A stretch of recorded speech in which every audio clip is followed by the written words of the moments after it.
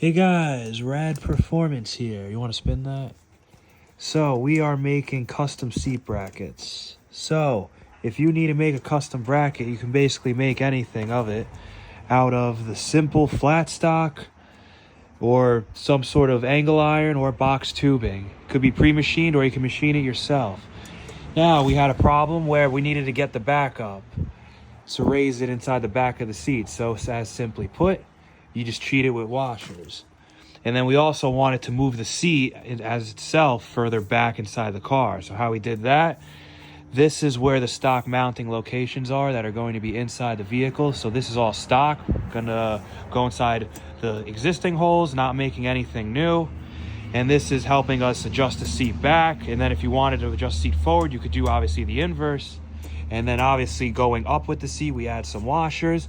If you're going down, you would just remove the washers, as the front will probably be, because the front as the floorboard goes upwards. So we're making these and then we'll show you them in the car. Okay guys, so we just moved it to inside the car. So as you notice, those are all stock locations. So this is a stud. And that is a bolt that is in the floorboard. So there's threads downward into the floor pan.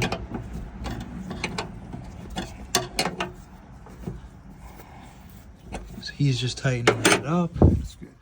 We should be able to slide. So we should be able to slide. Yep. So there you go. Do me a favor. There we go. Look in the now back. We can work on the front. If... Okay guys, so we got, at the moment, mocked up 2 seats. Everything is nice and even. Excuse how dirty the car is. Just pulled out for the season. And then we started mocking up, can't really see it, the front bracket, but there's more to come on this very soon. Please like, comment, subscribe. Let us know what else you want to see on the SKYLARK restoration. And then we'll see you guys next week. All right, have a good one. Take it easy.